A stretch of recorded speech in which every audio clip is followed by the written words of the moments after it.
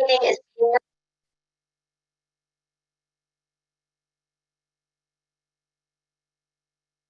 right. Okay, you all set, Lena? I am. Go right ahead. Yep. So I will share screen.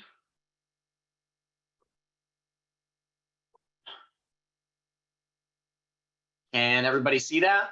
Looks perfect. Okay, like Lena said, my name's Cody Lechance. I am the wood sales manager for Sappi out of our Somerset region for Sappi North America. The topic of my discussion, part of this discussion today, will be what happens to the tree after the harvest. So obviously Project Learning Tree, there's a lot of discussion around the sustainable management of the forest and active forest harvesting, but what happens once the tree is cut down? So logger yells timber. Now what? Now what do we do? So a quick overview of what we'll talk about. I'll introduce myself a little further.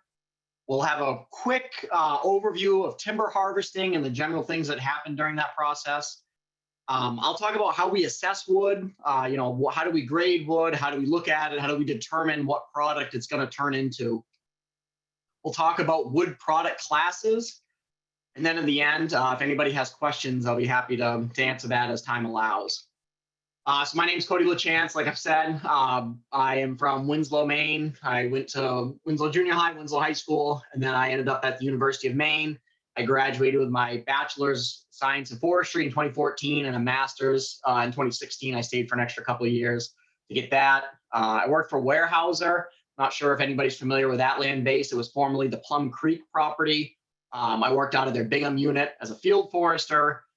Then I came to Sappi in 2018. I was a forester for the Sappi Maine forestry program for a couple of years, and now I'm taking the role of wood sales manager. So I deal with selling all of the wood that we don't use at the mill. I'm in charge of marketing and selling.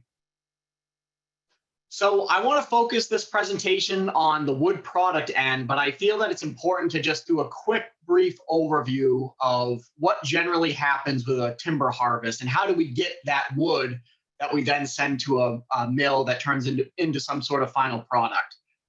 So we start out with a forest landowner. This person or business or company or trust owns timberland. They have some sort of objectives for that land. They want to manage for forest health. They want to manage for wildlife habitat. They want to manage it to make some sort of revenue off of. They have a plan of what they want to do with it. And ultimately, they have a desire to harvest the timber. In order to harvest timber, we need to make sure the person that owns it wants to have it harvested. We also need a logging contractor. This person typically has harvesting equipment. They have trucking capacity, and they have a staff of skilled operators and professionals in the forest products industry that can harvest the timber and make sure it gets to the end results where it needs to go. And a lot of the times we have a forester in between these two entities. They can make management recommendations to the landowner. They can do harvest layout and harvest paperwork that helps the landowner and also helps the logging contractor. They're going to administer the harvest. They're going to make sure that all of the objectives the landowner wants done, the logging contractor is following through on those commitments. And finally, this last piece is really where we'll spend most of our discussion today, the marketing and utilization of the timber that is cut. So before we talk about wood product classes, I want to talk about how do we assess wood? How do we, when we look at a piece of wood, how do we know where it's going to end up? And there's a couple different ways that we do that. Typically, the first way we look at it in terms of species. So there's two different levels of this. Some products, it's as simple as, is it a hardwood species or is it a softwood species? Generally, for those that may not be quite certain, a hardwood tree would be something that has leaves that fall in the autumn, and a softwood tree is typically something with the green needles that stays on year round, otherwise known as an evergreen. Some products, we have to go species specific. So it's not clear enough to necessarily say hardwood or softwood. What we need to do is say, this is hard maple, this is soft maple, this is yellow birch, this is white birch. It's not necessarily quite as simple as just a general broad species class. The next pool of things that we look at is size. So one measurement we look at is top diameter. This would be the diameter of the piece of wood at the short end or at the top end. Typically what that measurement does is it helps us get how many board feet are within a piece of wood. We use the top diameter and we use length. And what that does is we put that into this sort of generic equation depending on the logging scale, and it tells us this piece of wood has 95 board feet in it. And from there, you can equate how valuable the piece of wood is based on how many board feet it has.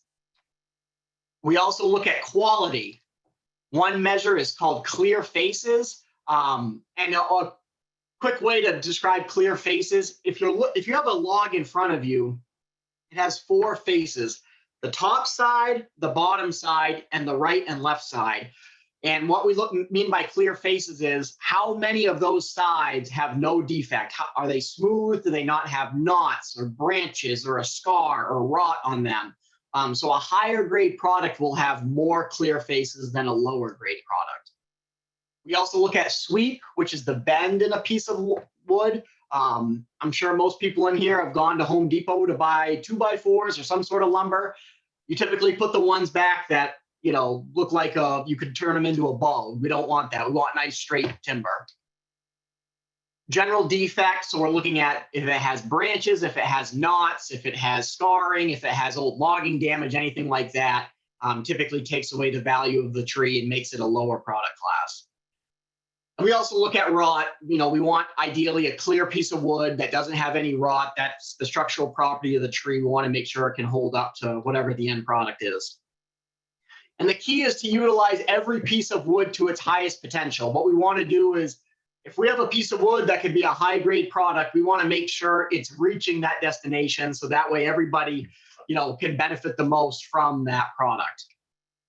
And I know I threw a lot of information at everybody right then, but just remember, it's really not that difficult. It's easy to see that this pile of wood does not equal this pile of wood. So a lot of these things, but looking at the pile, it is fairly simple to understand the differences we're looking at, but at the same time, there are some nuances in it. So for today's presentation, I've categorized wood products into 3 general classes. We're going to go through each class, and I'll give you some examples on the end products and where they end up. And I'll also talk about some mills right here within the state, within Maine, that uses these grades of wood and what they turn them into. So the 3 product classes we'll be talking about today are saw logs, pulp wood, and fuel wood.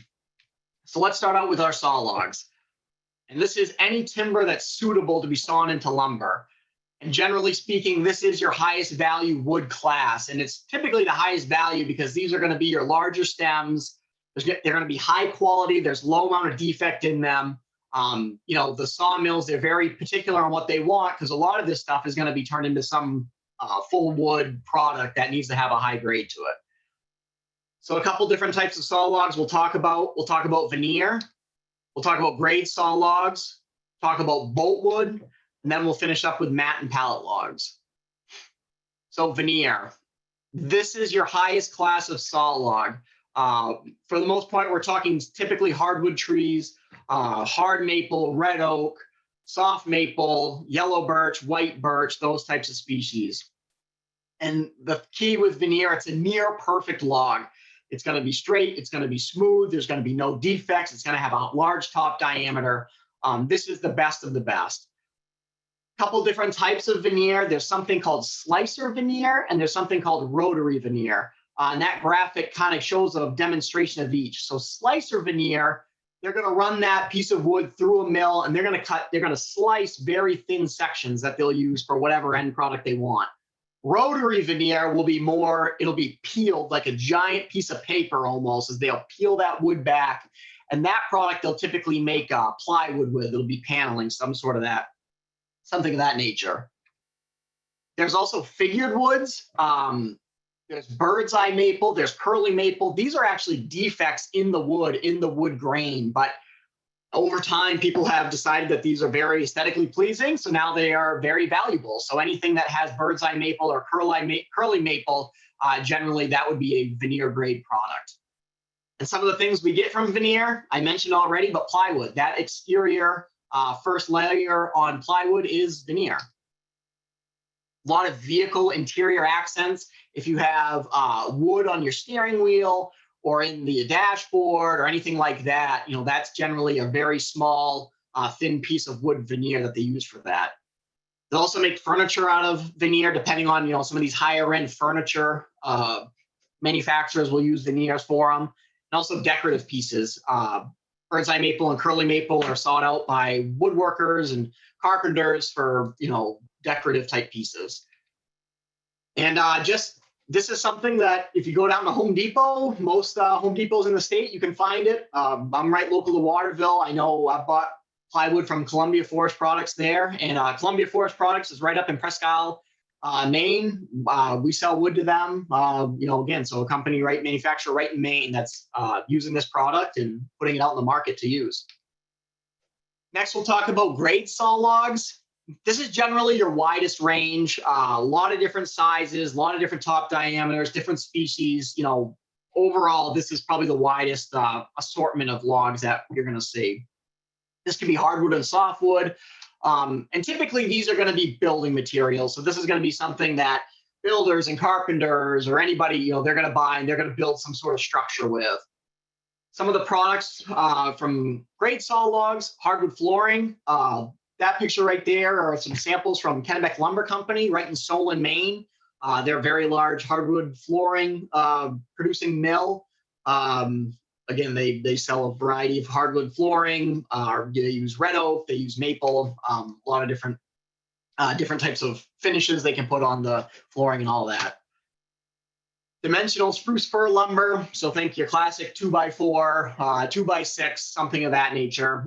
Pleasant River is a very large sawmill company in the state now. They have 3 different spruce fir mills in the state. They have one in Dover, they have one in Enfield, they have one in Jackman, and they also have 2 facilities that saw pine in Sanford and Hancock.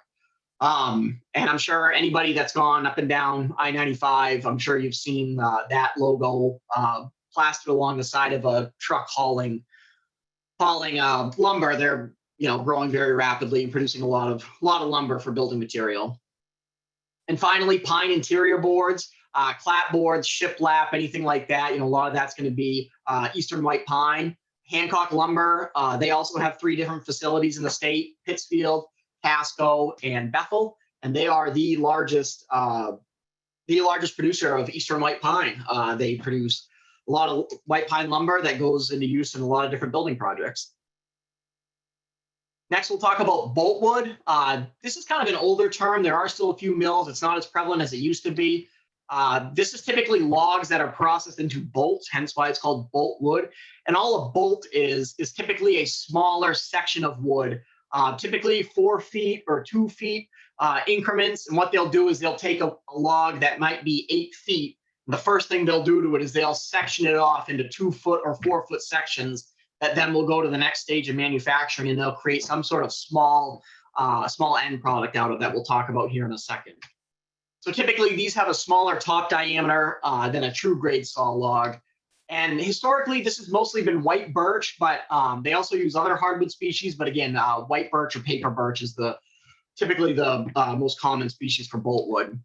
So some of the things they make out of boltwood, golf tees, Pride Manufacturing right in Burnham, Maine. Anybody that golfs or knows anybody that golfs, I'm not sure if you've seen these bags of golf tees, but these are actually produced right in Burnham, Maine.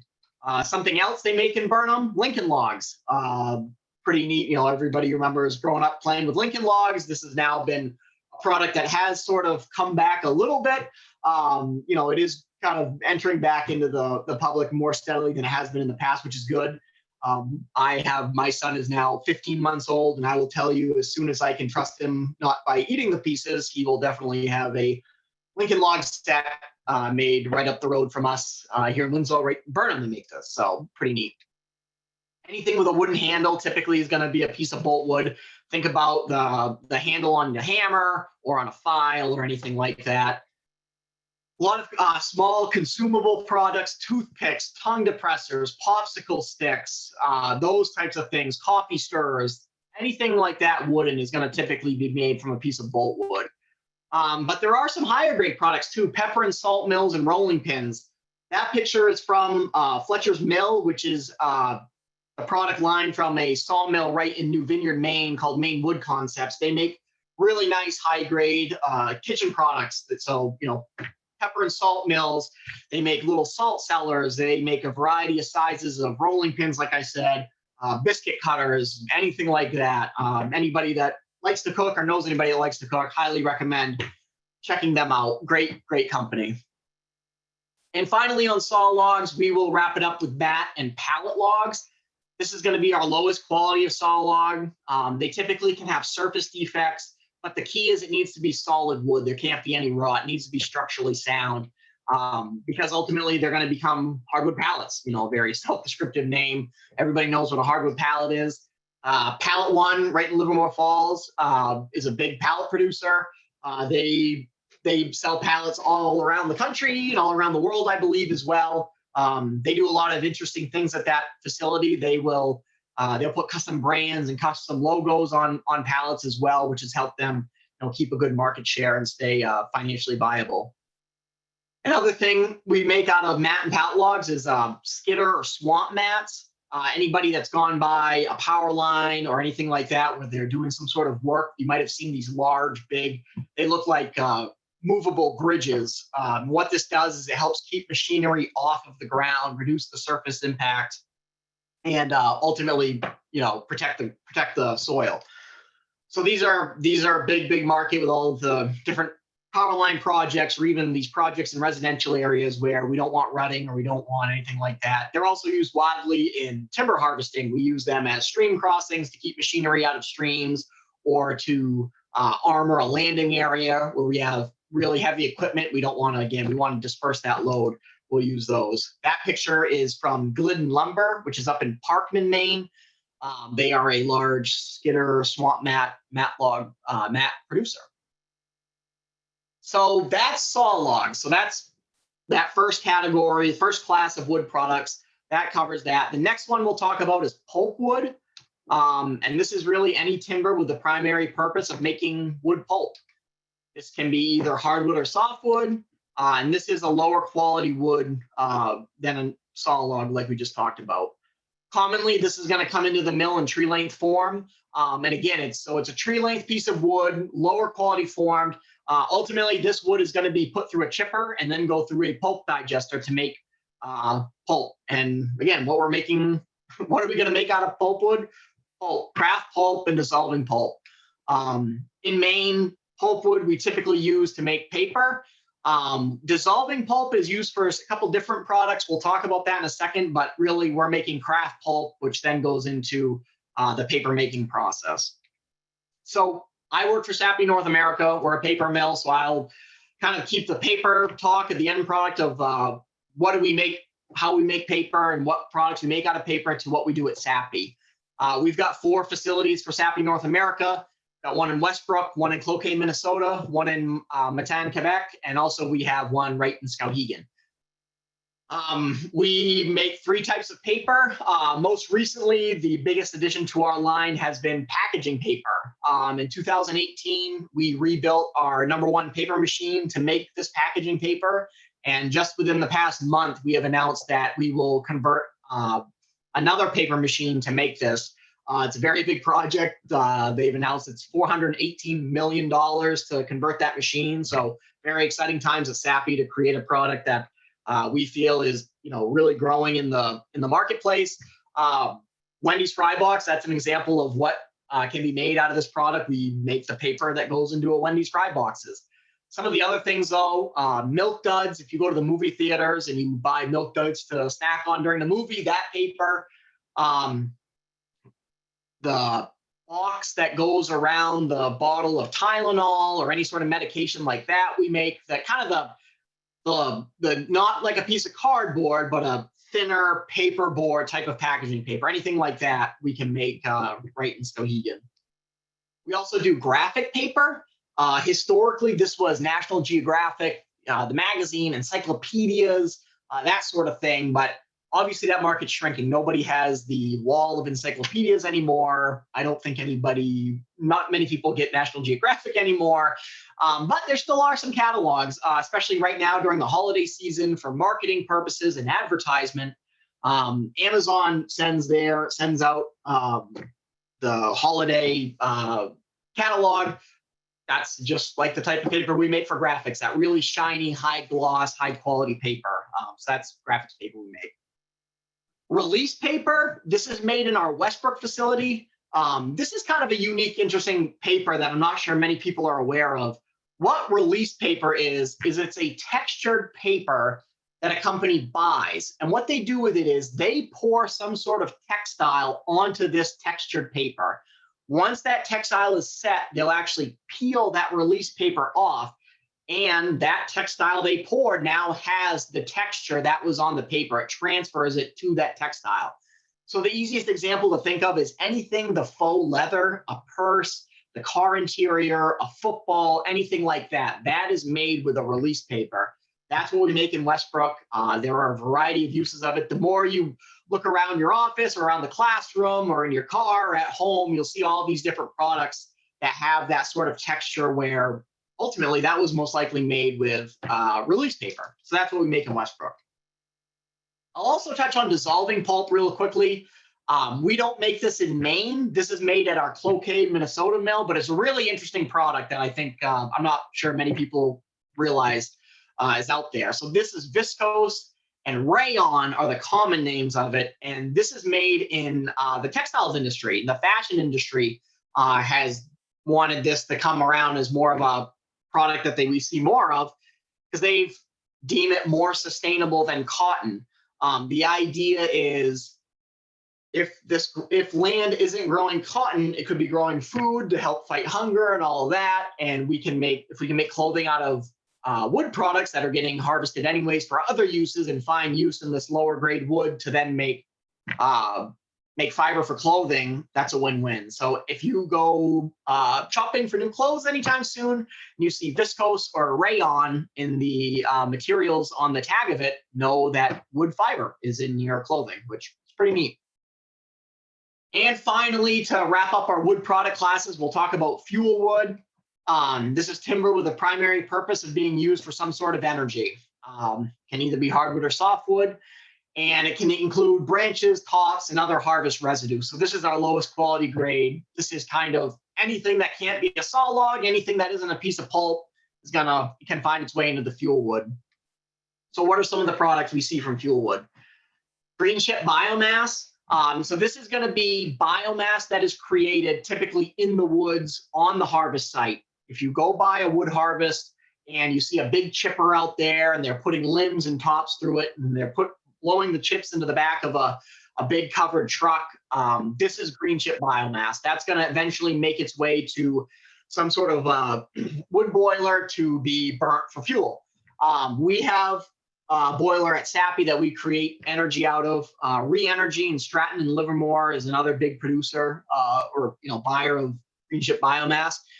But there are also some other places that do it. Colby College, for instance, they'll buy biomass and they'll create energy the same way. So good way to create energy out of ultimately a product that is going to be out there and a good green source of energy. Firewood. Pretty self-explanatory. I feel pretty confident everybody as part of this call knows what firewood is. I won't spend much time on that, but obviously firewood is a fuel wood. And the last one would be wood pellets. This has been a growing market over the past decade or so, as everybody knows. And there are a couple wood pellet plants here in Maine. There's Wood Pellets Company in Athens, and there's also Lignetics of Maine, out in Western Maine and Strong. And this is typically they're taking that wood residue, putting it under extreme high pressure, high heat, and the sugars in it are helping bond that wood fiber and make it into the pellet form. It can go into the wood stove or the pellet stove to be burned for heat. So we've been over all the wood products, and to end it, I kind of want to talk about how do we look at a tree now standing in the woods, we talked about veneer and grade saw logs. We talked about pulp wood and biomass. So what are we looking at? If you go outside and look at a tree, how do we determine what's what? How do we know which product goes where? So typically, when we look at a piece of wood or a tree that's standing, the first thing we're going to look at is that first log we're going to cut. That's going to be the log lowest to the ground. The first cut, or the butt log is a familiar term used by it. It's going to be the bottom log we cut out of it. And typically, if that log is clear and it doesn't have rot and it meets the size characteristics, you can get a piece of veneer out of this tree. So let's assume that the first cut is nice, clear wood, big top diameter, no sweep. We know that there's a veneer mill that's going to buy that, turn it into plywood. So we look at this tree, we say, okay, we cut a piece of veneer log out of it. 10% of our tree is accounted for in terms of the total amount of wood in this tree. Next, we're going to go up to the next section of the tree. We're going to look at that. We determine, hey, this is definitely too nice of a piece of wood to be pulp wood. We determine that we can get a grade saw log out of this. We can turn this next piece of wood into hardwood flooring. So we cut a grade saw log out of it. There goes another 10% of this tree. So we've got 20% of this tree now accounted for into our wood product classes. After that, we look at the rest of this stem. We see a big branch coming out of it. Shortly after we cut off that grade saw log, we look up the tree and we've got knots and we've got rot and we've got everything else in it. So we say, nope, no more saw logs in here. Now we've got pulp wood. So the rest of that tree that meets the size characteristic that we need for pulp wood, we're going to put that in our pulp wood pile. We've got about 75% of this tree in pulp wood. But we're not done yet. All of these limbs, all of these branches, we know we have a chipper on site. We can chip that. It's going to go to a wood boiler. We're going to make energy out of it. So we've got 5% of this tree is now in fuel wood.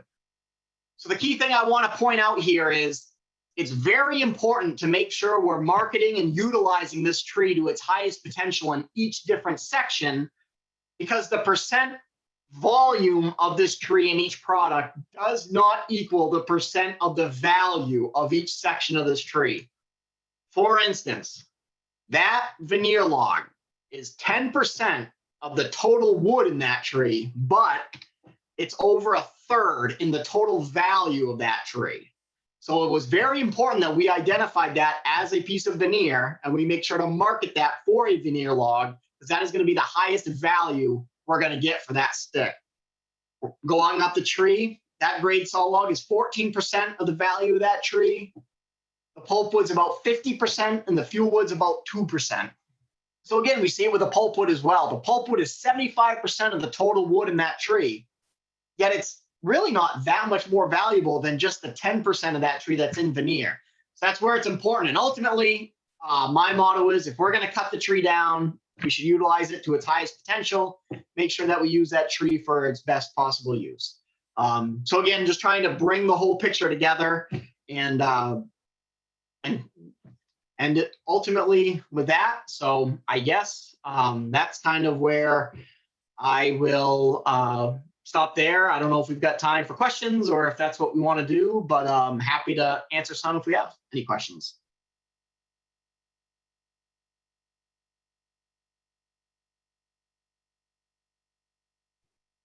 We do have a few minutes for questions if anybody has any for Cody before we switch gears.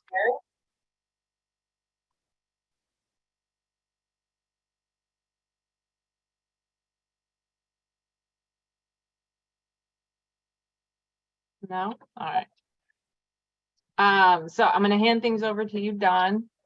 All right. Yeah.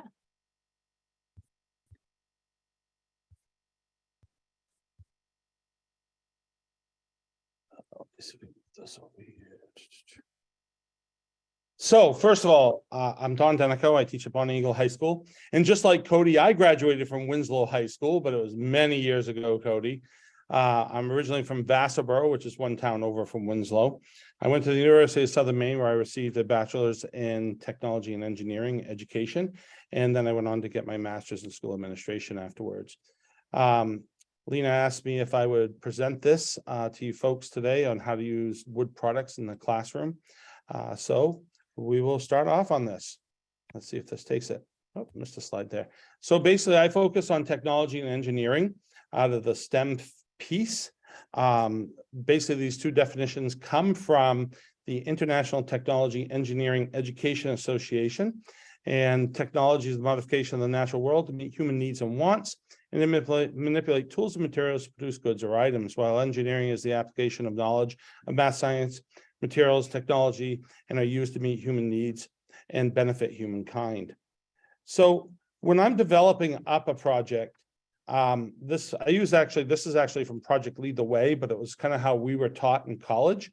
We have something that's very, very well defined, and we have something that's very open-ended in the end. Whoop, lost that slide real quick. Sorry about that. Basically, knowledge and skill acquisition, meaning making and investigating, and application of knowledge after that piece. So if we were to look at it from a woods products piece, well, I'll introduce Barley. Barley is my class mascot. Barley, I brought to school one day because I'd gone to Windsor Fair to buy, and I bought Barley there. Barley's never left my classroom. He's never made it back home. Barley is a chunk of wood, but Barley gets taken to lunch. And for some reason, high school kids seem to navigate to Barley and really like him quite well. He is passed around from student to student. He goes out, hangs out in my shop. He goes out to lunch. He does all kinds of things. But the cool thing about Barley is not only is that, you know, he has a crack and split personality, and he has some issues just like all of us do. You can see he's wearing his boo-boo Band-Aid. But Barley also opens up all kinds of different conversations for me. Like, for example, what is Barley made out of? And Barley is made out of pine. And we get into color, grain, smell of the identification of wood. Barley is also gives me the opportunity to talk about drying, kiln drying, air drying, and how Barley's crack actually formed. He also allows me to talk about knots, because if you can see his nose is actually a red knot. And it allows me to talk about the difference in a limb and how the limb is presented in a board.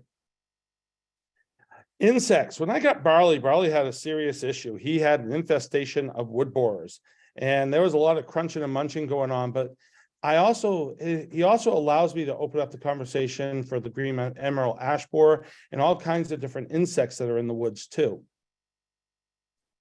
He gives me the opportunity to discuss about wood anatomy, because he only will crack to the pith, and he allows me to talk about spring, summer wood when we flip him over and look at his bottom side.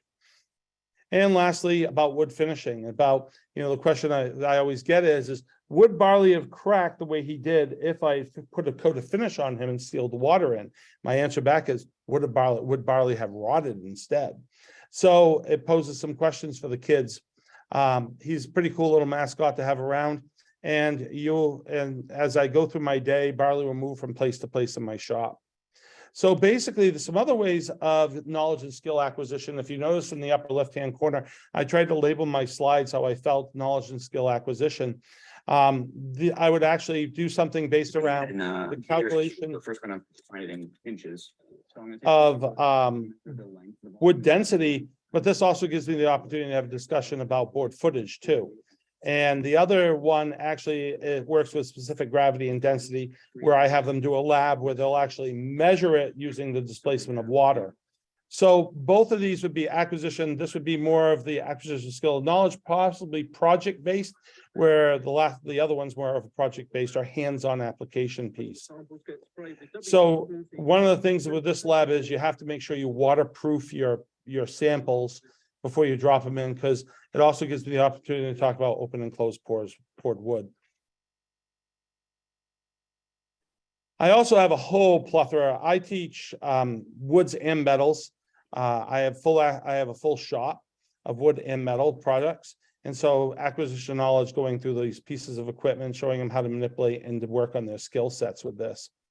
This allows me to actually have some really neat open-ended solutions. Design, construct a breakdown recurve bow with a pull of between 30 and 40 pounds, or design, construct a desk lamp, which uses wires to support the upright in the light.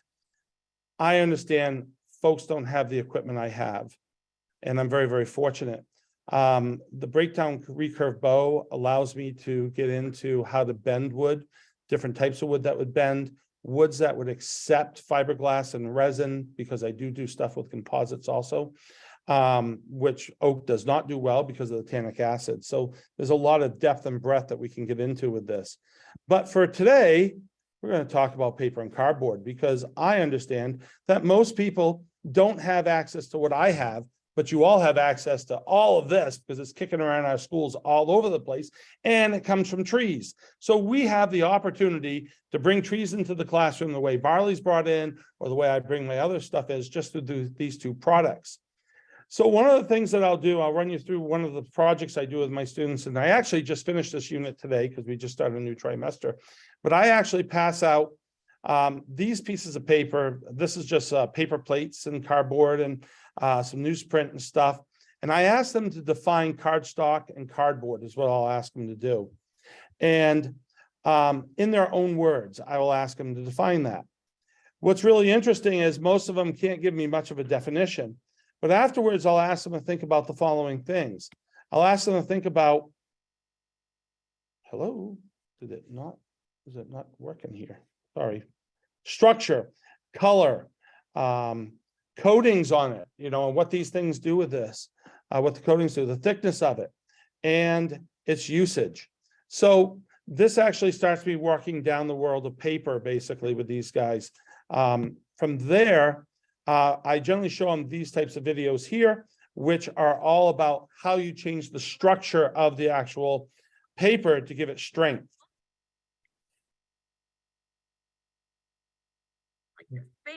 The upper right is from Georgia Tech, and they're doing some really, really cool stuff based around structure. See, the reason why the folder paper can support the book is because the weight is spread out over layers of paper. Cylinders are another great shape to use when you're building with paper.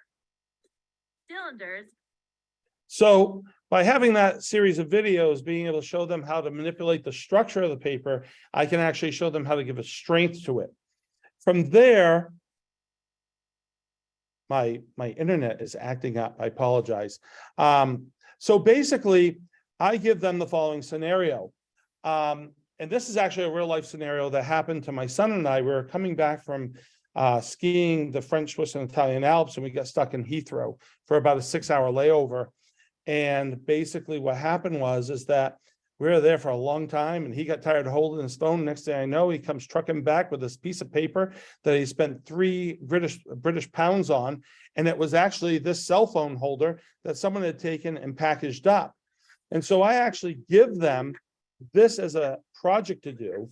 I tell them the scenario, I turn them loose with some paper and say, fold up a cell phone holder. They have no clue. They really struggle at it. And then I give them this. And then I will do one of the following on the right-hand side is I will ask them to either draw out all the folds on the paper, or maybe write a step-by-step set of instructions that my son had in his packet, or have them watch the video, build it at home, and then come home and describe it to someone else in the class of how to do it without them visually being able to see it. So there again, this is about making a product that when you can design and make a product that meets a human need or want, you can actually make money with it.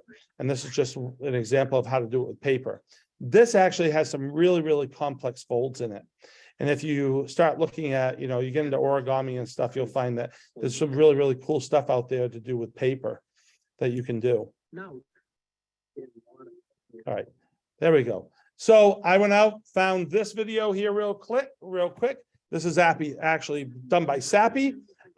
Just in a minute of this, they talk about paper, and it goes through the whole paper making process. If you're gonna, I'll generally show my students stuff about paper making and how it's made.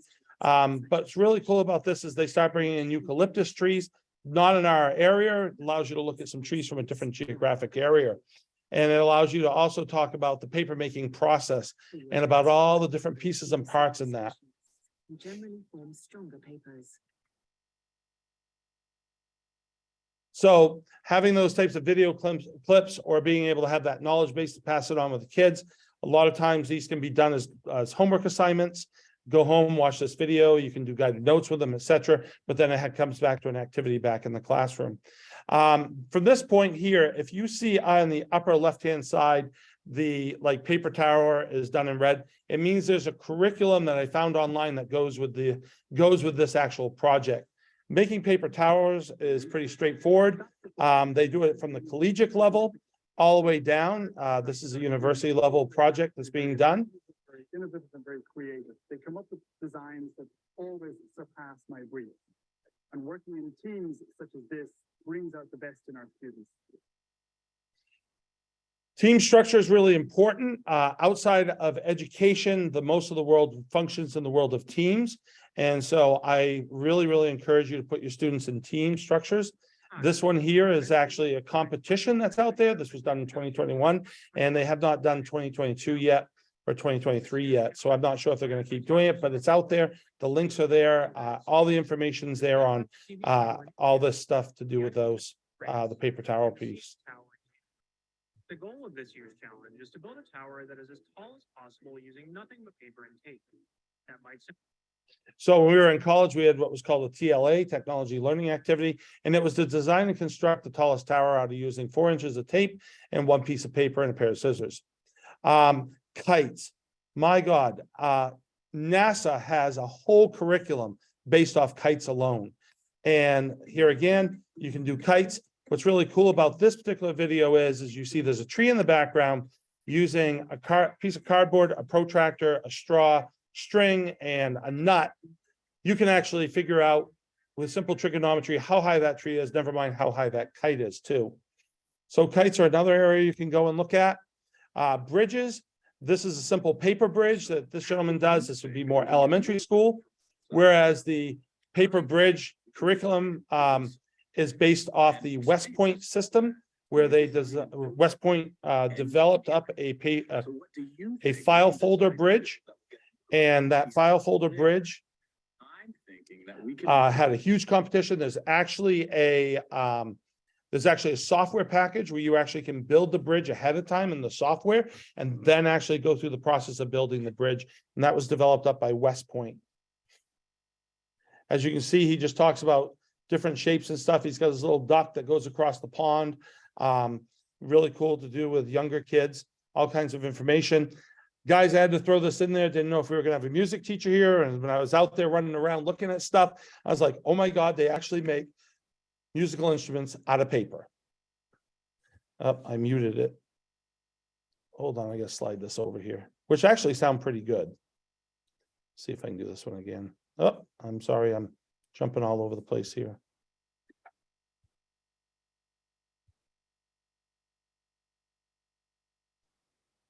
So you can see that they do a pretty good job at making musical instruments with it.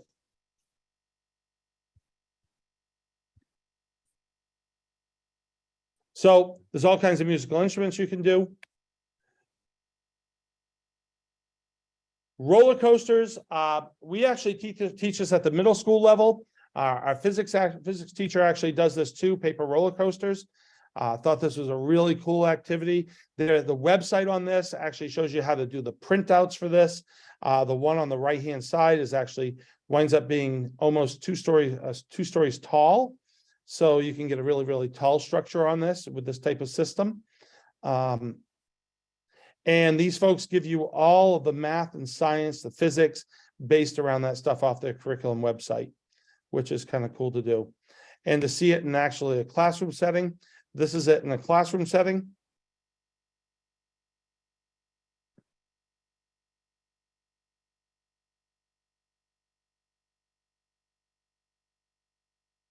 So you can see it's a classroom setting. There's each team built their own in this one. So it's kind of a really neat one to look at and to judge it across.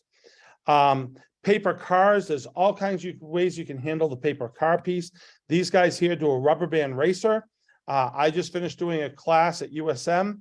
The teacher was a retired teacher out of Falmouth, John Kraljak. He actually did one where you support two erasers, race it down a ramp, and see how far you can go and then collect data off of that. For that one, you draw it in on shape. cut it on the laser cutter, so everything's very, very accurate. And then you actually go through the process of taking a flat object and making it into a three-dimensional working model. Piecrete is something that I actually do with my students. It's a take-home activity. And Piecrete is basically after this guy. Creating aircraft carrier out of ice. While that doesn't immediately seem to make any reasonable sense, allow me to explain why it sort of did at the time. So Piecrete was a product that the gentleman decided that we would make an aircraft carrier out of this during World War II because we were starting to run out of steel to work with. We couldn't keep up with production. The Germans were blowing up our ships faster. And he's like, hey, let's make it out of ice and wood fiber. So then basically the Mythbusters come along.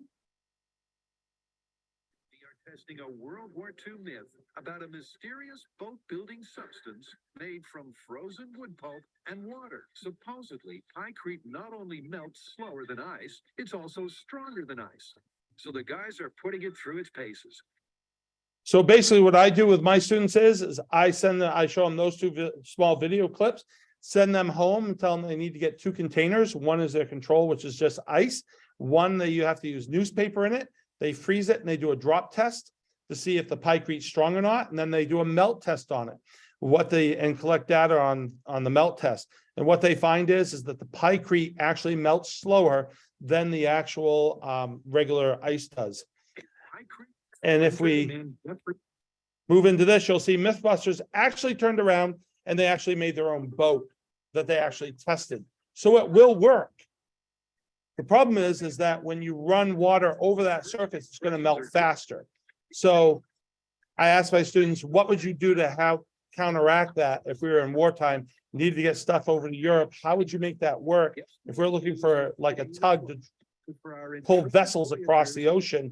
And what could you use for an insulating value to help decrease that? And I think they get this up to 38, I think. In one piece at speed.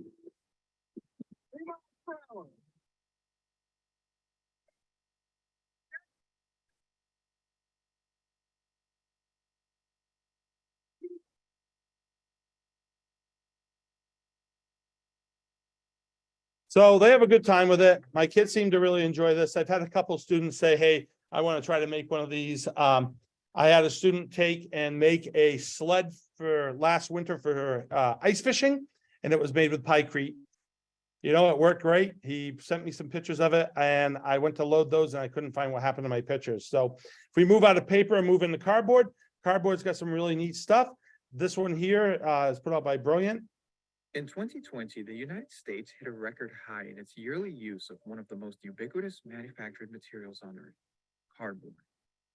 With around 80% of all products sold in the United States being packaged in cardboard, over 120 billion pieces were used that year. In fact, in 2020 alone, over 13,000 separate pieces of consumer cardboard packaging was thrown away by American households. When combined with all paper products, this constitutes almost 42% of all solid waste generated by the United States annually. However, despite the sheer magnitude of this paper waste, the vast majority of it is composed of one of the most successful and sustainable packaging materials of modern times, corrugated cardboard.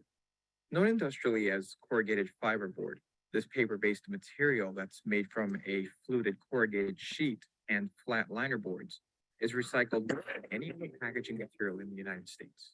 As of 2020, just under 97% of all expendable corrugated packaging is recovered for recycling, making this. So this video goes on, talks about the production, how it's created, how they do the flutes, etc., and cardboard. So basically, skill acquisition. This gentleman makes a playhouse for his young man, for his child. The paper where I can look at him and think about it. Rather than prototype the whole system, test it out and build the whole thing again, instead, I'm going to use the design process to design, build, and test parts of the whole thing as I go. First, I designed, built, and tested the beams that'll support the slide. This is just a single sheet of cardboard. We know that's not going to hold up Calvin. I'm going to try folding the sheet into a triangle-shaped beam. Super easy to make with corrugated cardboard and so much stronger than the sheet by itself. Let's see about this 50-pound weight. Oh, yeah. Look at how strong that beam is. This thing will hold up Calvin, no problem. Next. So you can see the strength of cardboard and what it has for strength. And when we start looking at the strength of it, this gentleman here, he actually builds buildings out of cardboard tubes. And he's known, he's an architect. He's known all over the world for what he does.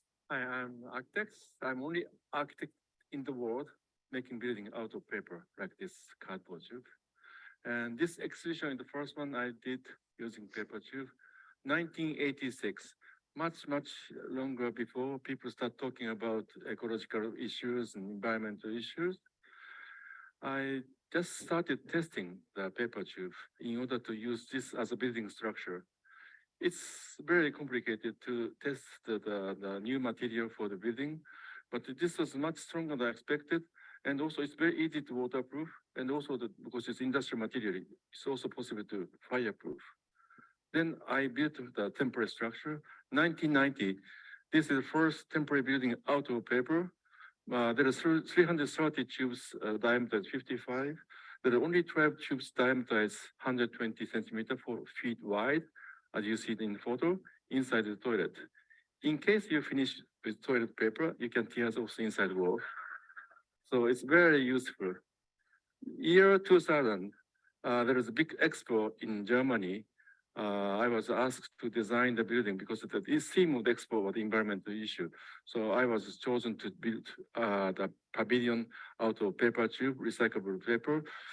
My goal of the design is not when it's completed. My goal was when building was demolished, because each country make a lot of pavilions, but after half a year, we create a lot of industrial waste. So my building has to be reused or recycled after the building was recycled. So that's what's the goal of my. So you can see the structural strength of cardboard. It has a lot of structural strength to it. But then also with this young man, he actually presents on something he saw for a problem they solved. But during this graduation and during your graduation is the best time to get distraction. I came across this picture. Really, if you're doing your graduation, do something else during it. It really helps. I came across this picture and I was really shocked. I've never been to a festival since last year, and this was my first encounter with it. 1 out of 4 people leaves their tent behind at a festival. 1 out of 4. Means in the Netherlands alone, 25,000. And this happens worldwide. And I was so shocked. I thought, yeah, I'm doing something with cardboard. Maybe this could be the solution. So we came up with the card tents. Yeah, looks crazy, right? 100% cardboard tents, which we produce for less CO2, and we can fully recycle afterwards. But yeah, this is a picture from halfway our project last year. So, but how do you get? So what's really interesting is if you ask your students, could you design a structure for a homeless person during the winter months? It's cold outside. Cardboard has some thermal value because of the air that's locked inside. And could you create it thick enough that you could actually do some testing on that to see the thermal value of cardboard? So this one we actually do here at Bonny Eagle High School. We do it in Science Island. What in the world is that? It's a paper fishing rod, believe it or not. But you can also do them out of cardboard, and you can have a competition after they're built to actually catch fish. And basically what they've done is they've taken a magnet and they've embedded a magnet on the side of the hook and the paper fish. And so they can actually go fishing. And what's funny was I was reviewing this with my students today, and they're like, I have some diehard fishermen in there. And they're like, that would be the coolest thing to do in class, is to actually build a cardboard or a paper fishing rod. And I was like, well, do Science Island. That's what they do in that class. And what they do is they build the paper fishing rod, but then I have a massive tank down here that we actually put the mechanical fish in, and they actually go fishing with their they actually truly go fishing in the water. And I've seen it also done with kiddie pools too. One of our English teachers did this with her students so they could write about the process of doing that. And she used a kiddie pool with our mechanical fish. The hydraulic arm challenge we actually do down here. There's actually a curriculum on that.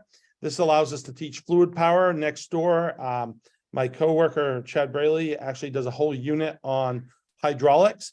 And they make all kinds of stuff from car lifts to whatever they can. It's all done out of cardboard. He has them drafted up in Tinkercad, and then they actually use the laser cutter. He's now using a Cricut to actually cut those pieces out for the kids, and they put it all together. And basically they have to design it out, and he can get into fluid power with them. Furniture design challenges. There's actually a competition out there for a cardboard furniture design to play with.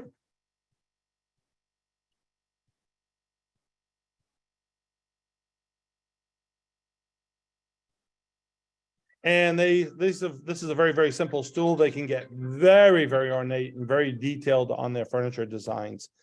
Last but not least is the Tansynergy table, basically anti-gravity structure. My students love this. When I'm covering paper and material science, we generally build one of these.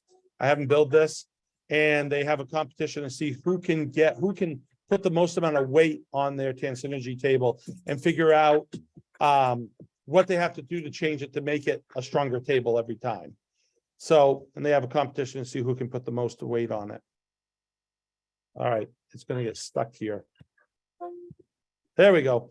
This one I came across, I was like, I guess I'm going to make this because it's a pretty cool project. The old-fashioned spiralizer, but out of cardboard. What's really cool is they make the gears out of the flutes in the actual cardboard. And that opens up a whole different world when you get into gears and simple machines and stuff, and allows you to do gear ratios, transmissions, all kinds of stuff with that one. Never mind the geometric shapes you can make with this. And if you changed out your different gears, different sizing of the geometric shapes you can make with it.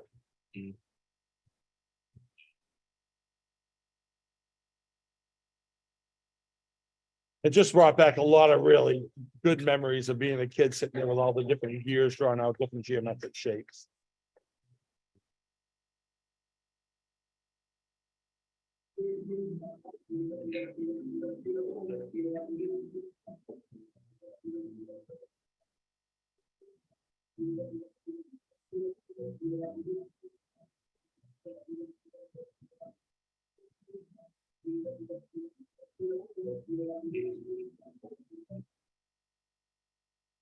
And last but not least is cardboard boats for a larger project.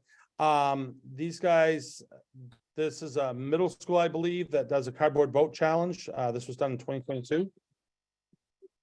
Go, now.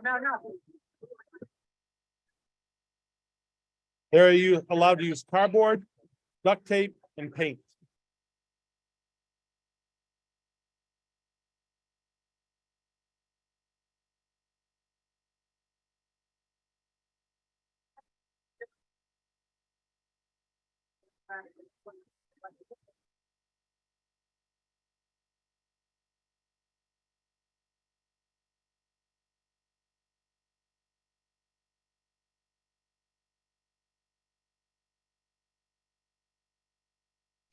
And also, this is a college challenge.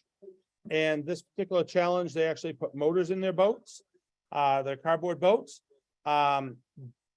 There's definitely a center of gravity problem with this one. That's why I chose it, because there's all kinds of stuff when you get into boat building that you can play with for all kinds of different science factors, etc., to play with, and engineering factors.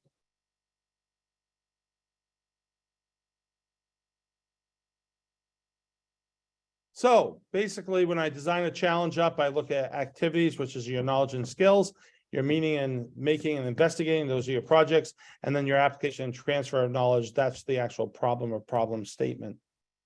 One nice thing about going down this road is that there's all kinds, when you're working with paper, you have a barley in the class or whatever you have, there's just tons and tons of different things. It's just a few things out there that have to do with wood and that you can actually play with and bring the forest into the classroom to play with. And with that being said, any questions for me? I'll stop sharing.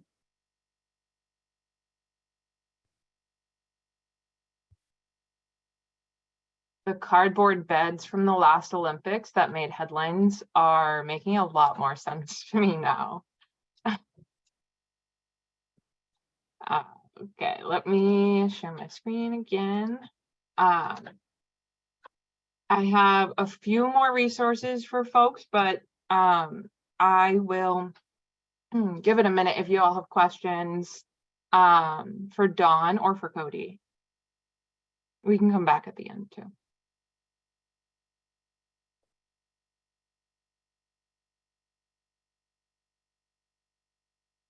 Also, Lena has a list of all my links that I used. All those full videos are there. All the curriculums are lined up with it.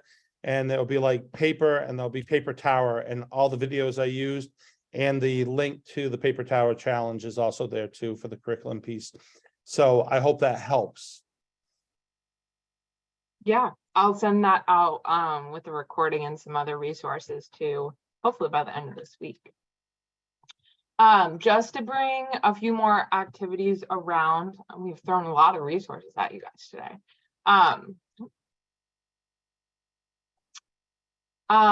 So especially for some of the younger kids, when we start to get into the hands-on activities, it can be great. And one of Dawn's activities in the beginning, I think, mentioned this, but even just starting the conversation with the paper products or forest related products that we use every day can be a great opportunity. It can be a quick like homework related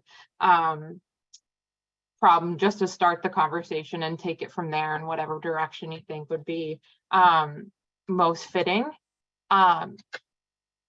But I think there are also a lot of jumping off points here to talk about natural resources in general, especially like the sustainable use. So you would be able to then take direct experiences with the forest products and then start talking about where those resources are coming from, what that looks like. And just, I mean, it gets so much bigger from there. You can go in a lot of different directions. And the one last idea, especially for high school students, it can be really interesting to bring in the larger and more complex aspects of it in terms of making products and also how that relates into local economy, especially in Maine. Forest product sector makes up a huge portion of our state's economy. And so bringing that in can make it really tangible for folks to look at how natural resources are used and how that might impact their day-to-day lives or how changes might look. One of my favorite examples of that is to look at maple syrup because it's a little bit more tangible to see changes in that in terms of the change in the duration or the start or the end of sap harvesting season and how that might impact the individual business, but how that might also impact the resource like the sugar bush as a whole. So there are just a lot of tie-ins with that specifically that I really love. And just to remind you all, so this is the first session that you've been with us. I'll be sending you the Project Learning Tree guide or an access code and instructions on how to use that out to you. But these are also resources that are available with the guide.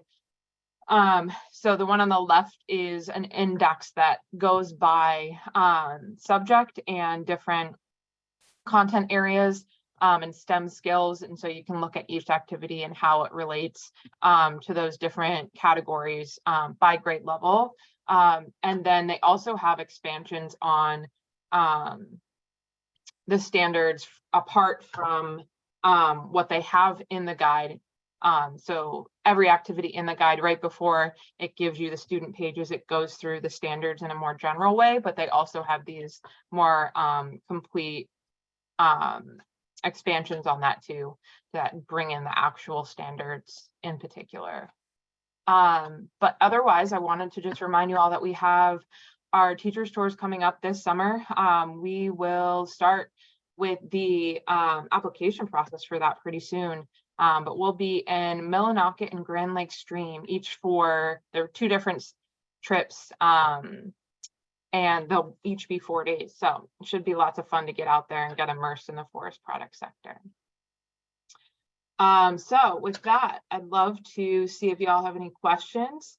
It looks like someone in the chat said, for Cody, why does he use the word stem when talking about trees instead of trunk?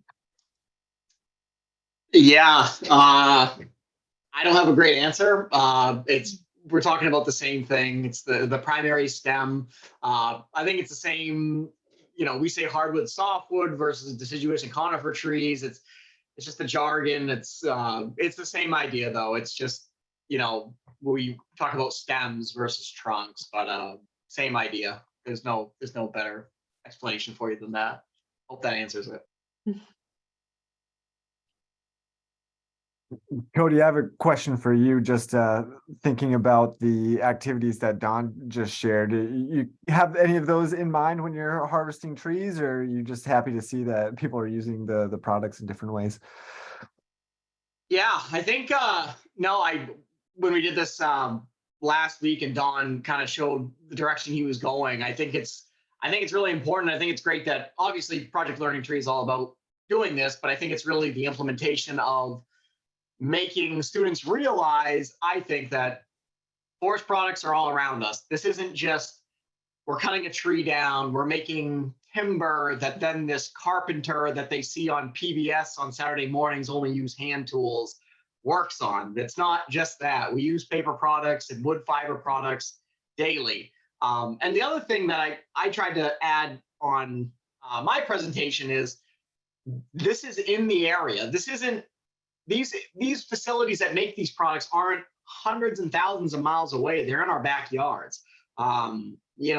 There's sawmills around, there's paper mills around, there's pellet mills around, all of these different facilities that people work at. And ultimately, for students that might be juniors and seniors considering careers, they hire kids right out of high school as well. So there are I think it's key to just help further teach these students that this is around us. It's not just the woods that we go out in and we recreate in. There is use for these trees commercially and making products, and it's great in Maine. It's all around us. Cody, I had a question for you real quickly. Do we have any cardboard plants here in the state?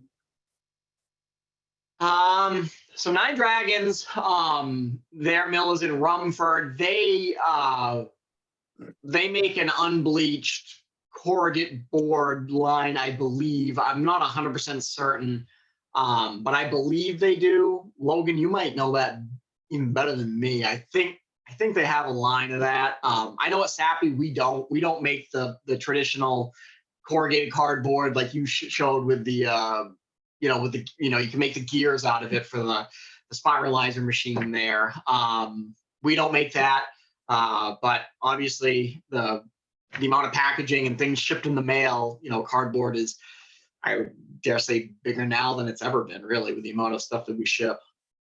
Yeah, and just to follow up a little bit what Cody was saying, they might make pieces of the cardboard box here and then ship that material somewhere else to make the finished product. And that happens quite often. I know Woodland Pulp, they produce in St. Croix tissue, they produce tissue paper, but then they ship that somewhere else to make the finished products on the back end. So turning the raw product into another product and then shipping that all along the supply chain to make more value-added products.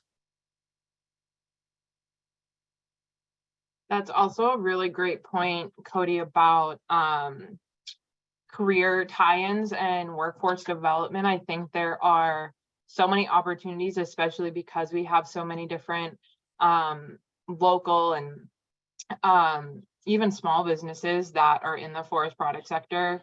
And I can tell you most, if not all of them, are very enthusiastic about sharing what they do and why they love it. And so it can be a great opportunity, even for middle school folks, for students to see like what a forester is and what they actually do, what tools they use, even take them outside for 20 minutes or something to look at how a forester looks at the forest or something like that. Can be an opportunity for students to get a grasp for careers that they didn't know existed.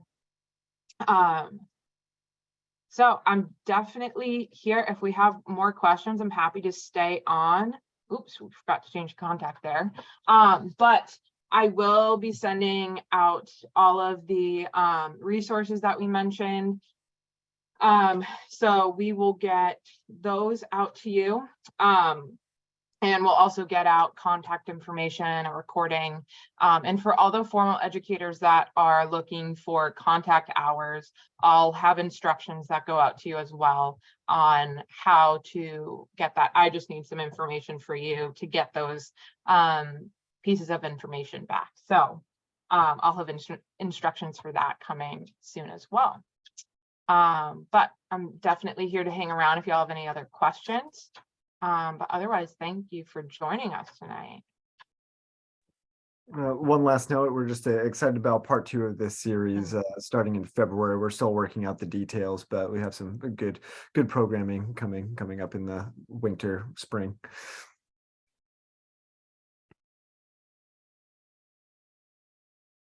Thank you very much. Yeah, Thank you. Our pleasure.